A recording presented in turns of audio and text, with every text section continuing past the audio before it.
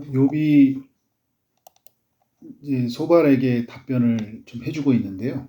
소발이 11장에서 자신이 알고 있는 하나님에 관한 지식들을 이제 욥에게 전달을 하죠. 그래서 욥이 죄에 빠져서 징계를 받고 있다. 회복과 그가 이제 회개를 하면 하나님이 회복해 주신다는 이런 소식을 전해요.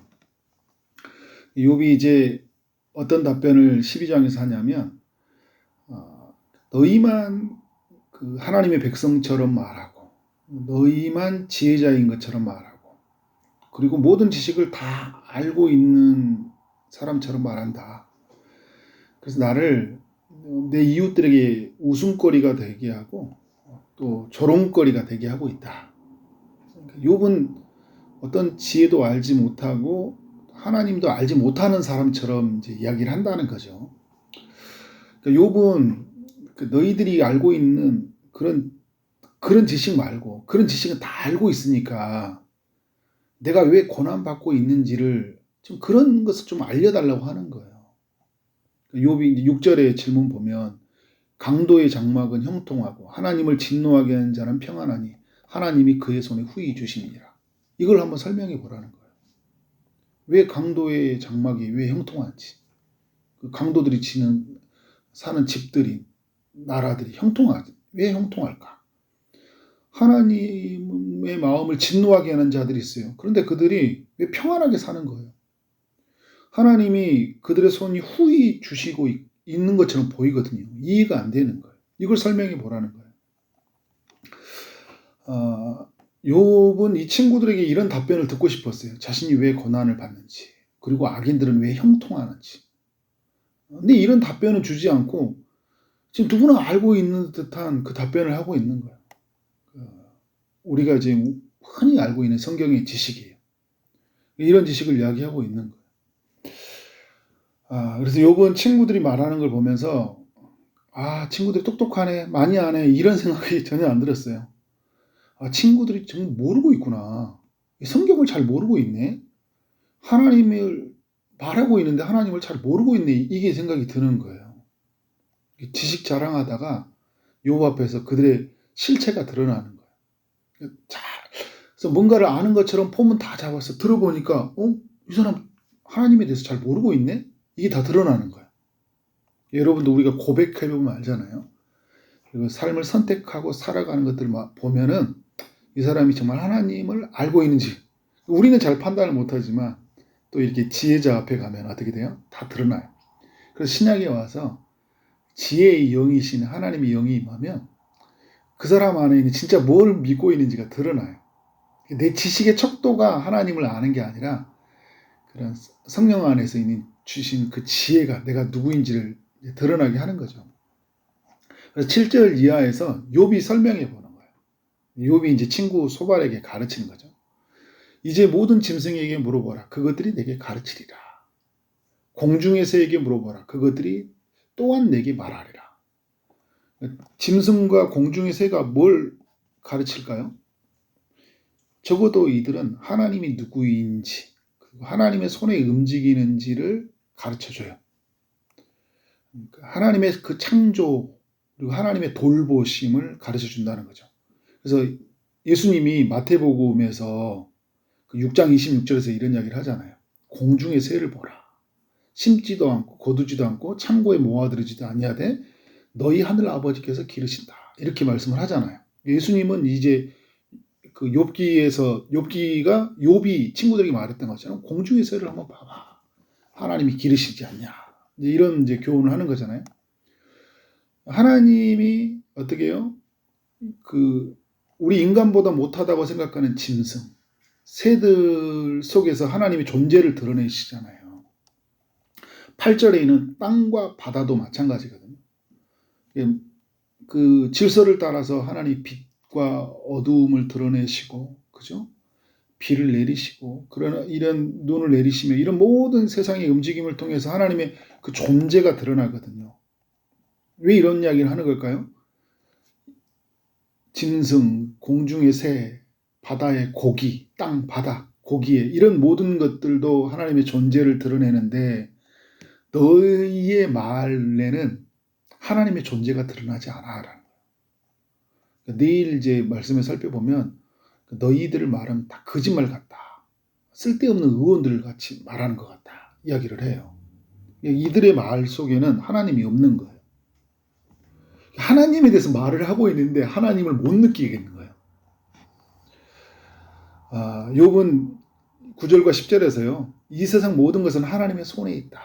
그의 손으로 다스려간다. 이 말을 하고 있어요. 그러면서 11절 이하에서 하나님의 그 지혜를 이야기합니다.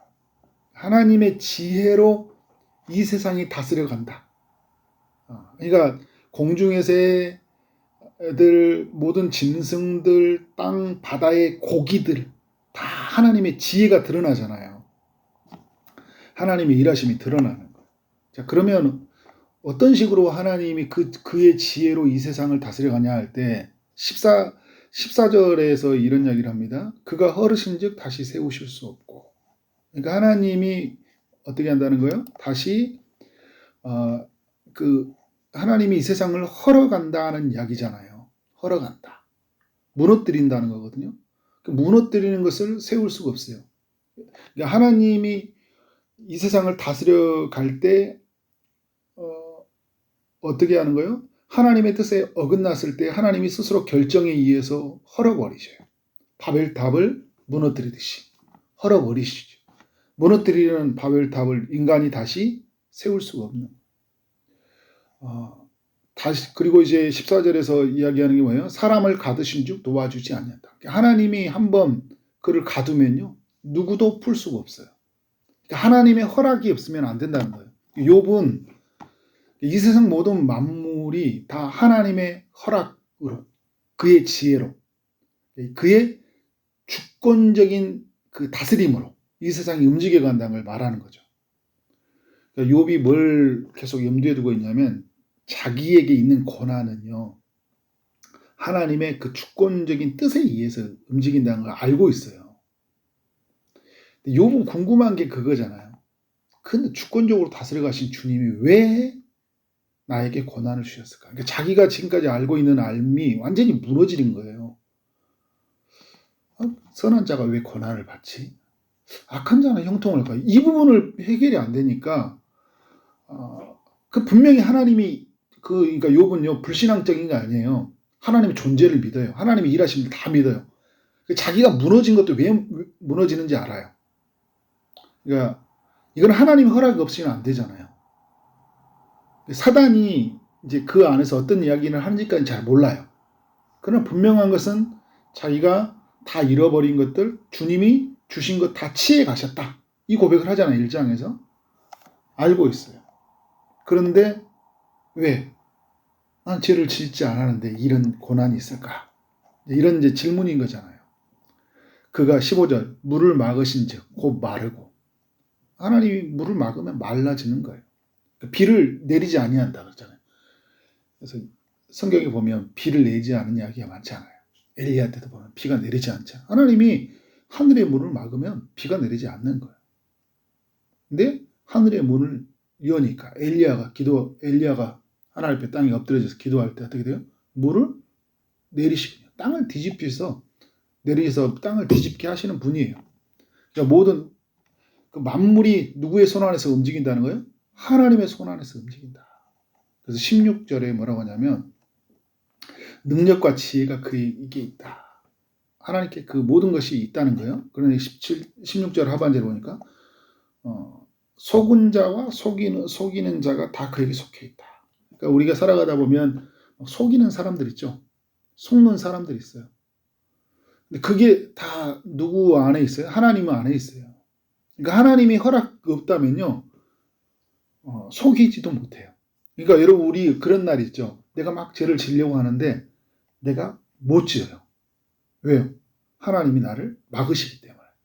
근데 어떤 날은 내가 죄를 짓고 있어요. 왜? 하나님이 그날은 그때 그 순간 하나님 나를 막지 않은 거예요. 하나님의 그 일하심이죠. 그러니까 저는 제가 살다가 아주 하나님이 그 자동차 운전할 때 순간을 보호하실 때 있거든요. 뒤를 잠깐 후진을 하고 있었는데 어떤 차가 휑 지나가는 거야. 그래서 내가 그냥 조금만 더 밟았으면 저걸 받았겠구나. 이런 일들이 있어요. 그런데 어느 날은 제가 다 봤다고 생각했는데 그냥 앞에 있는 그 차가 오는 줄 모르고 살짝 받은 거예요.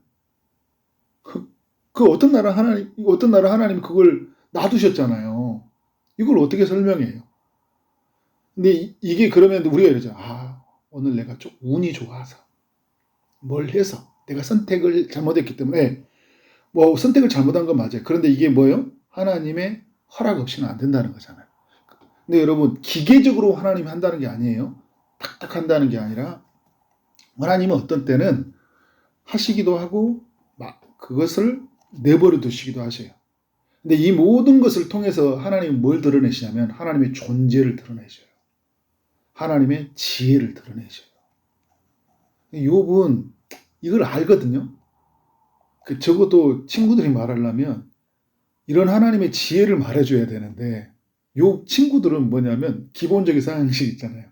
하나님 예수 믿음 네가 하나님께 네가 잘못하면 벌을 받아. 근데 회개하면 용서해 줄 거야. 막 우리가 하는 이야기예요.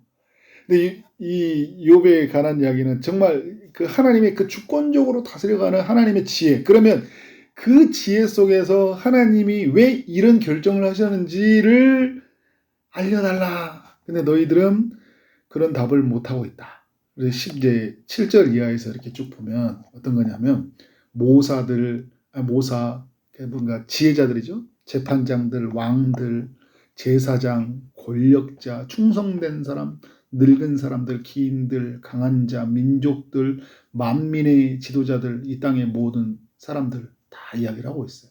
근데 어떤 사람들은 이 중에는 악한 사람들이 있었고 선한 사람들도 있어요.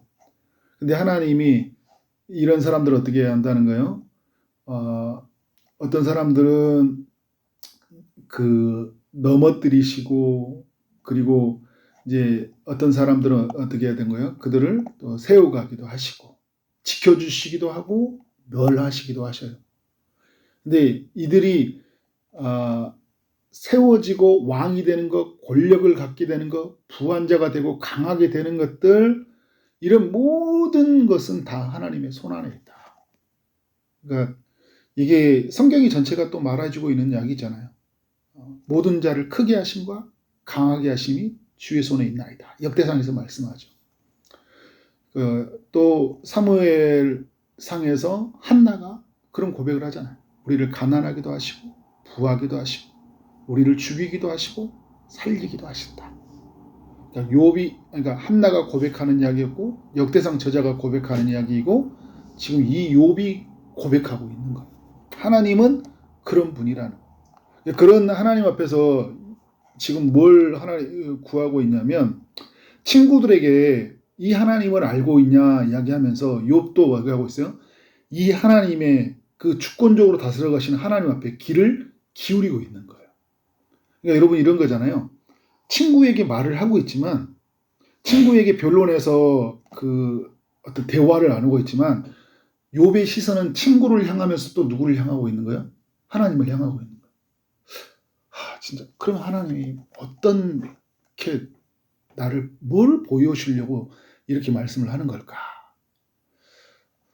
왜 나에게 이 고난을 통해서 하나님은 뭘 드러내시려고? 분명히 이건 하나님이 하시는 일이 맞는데 나에게 무엇을 말씀하시려고 하는 것일까라고 하나님의 그 답변을 지금 기다리고 있는 거예요. 13절에 말한 것처럼 지혜와 권능이 하나님께 있고 계략과 명철도 그에게 속해 있다. 모든 것이 하나님께 속해 있는데 그 속해진 하나님의 지혜가 나에게 어떻게 드러나는 건가? 그러니까 여러분 그 지혜가 드러나도록 지금 욥은 간청하고 있는 거예요. 친구하고 대화 속에서. 주님 알려주세요. 지금 다른 친구의 말로는 사람의 말로는 자기가 이해가 안 되는 거예요. 그러니까 여러분 우리 이 땅에 살아가는 동안 사람의 상담은요. 오은영 박사가 말을 한다 해서 아무리 우리가 알 수가 없는 거예요. 하나님의 속해 있는 걸 하나님이 풀어줘야죠. 하나님 알려줘야 돼요. 그러니까 그래서 여러분 우리는 말씀 앞에 가서 지혜의 영이신 하나님의 영이 말씀이 풀어지게 하고, 그죠? 하나님의 뜻이 우리 가운데 이루어지도록 해야 되는 거예요. 그러니까 우리는 그래서 우리가 가장 중요한 게 뭐냐면 이 땅에 살아가는 동안 하나님의 영이 임해야 돼요. 지혜의 영이시. 그래야지 하나님의 뜻이 보여요. 우리가 아는 지식을 다 동원하고 경험했던 걸 다 동원하고 한다고 해도 지금 일어나는 일을 잘 해석을 못한다니까요. 우리가 오래전에 이미 경험했던 일인데 오늘 전혀 다시 새로운 일이잖아요. 잘 못해요. 근데 하나님의 영이 임하면 분별이 되잖아요. 그죠? 이게 어떻게 이루어졌는지. 그리고 하나님이 나에게 무엇을 원하는지가 다 이해가 되는 거예요. 그래서 우리 믿음의 사람들에게는 순간순간마다 하나님의 영이 임해야 된다. 그래서 하나님의 지혜로 이 세상을 바라볼 수 있어야 된다. 오늘 이 새벽에 하나님의 영이 임하는 시간 되길 원합니다. 하나님의 지혜로서 우리 삶의 모든 것을 바라보고 그래서 그것이 그 뜻 안에서 알려주는 알면서 자유를 누리고 믿음으로 살아가는 여러분 삶 되어지기를 주님의 이름으로 축원합니다. 기도하도록 하겠습니다. 하나님 아버지, 욥기 12장을 통해서 은혜 주셔서 감사합니다. 하나님, 욥은 하나님의 답변을 기다립니다. 친구의 이야기로는 이해할 수가 없습니다. 친구가 가지고 있는 너무 단편적인 지식으로는 자신의 삶에 얽혀져 있는 문제를 해결할 수가 없습니다. 그래서 하나님을 바라보고 가는 이 욥에게 주님이 그 음성을, 그의 소원을 들으시고 또 하나님의 때에 하나님께서 음성을 주셨다는 것을 우리는 알고 있습니다. 주님, 오늘 우리 믿음의 권속들이 하나님 앞에 서게 하시고 그래서 하나님의 지혜로 이 세상을 바라볼 수 있도록 주님께서 함께하여 주옵소서. 주의 영이 임하길 원합니다. 그래서 정말 하나님 그의 주의 영으로 말미암아 하나님의 뜻을 밝게 알고 그래서 믿음으로서 살아가는 그런 삶이 되도록 축복해 주옵소서.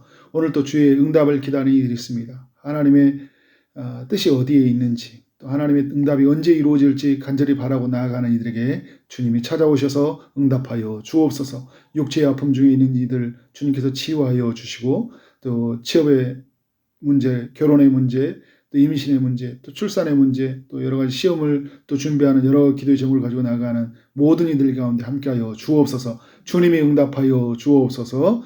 오늘도 하루를 주신 하나님 모든 일에 최선을 다하게 하심으로 하나님께 영광이요 우리 모두에게는 큰 기쁨이 되는 하루 되게 하여 주옵소서. 오늘 각 교회마다 드려지는 모든 수요 예배에 성령을 부어 주옵소서. 예수님 이름으로 기도를 쌓옵나이다. 아멘.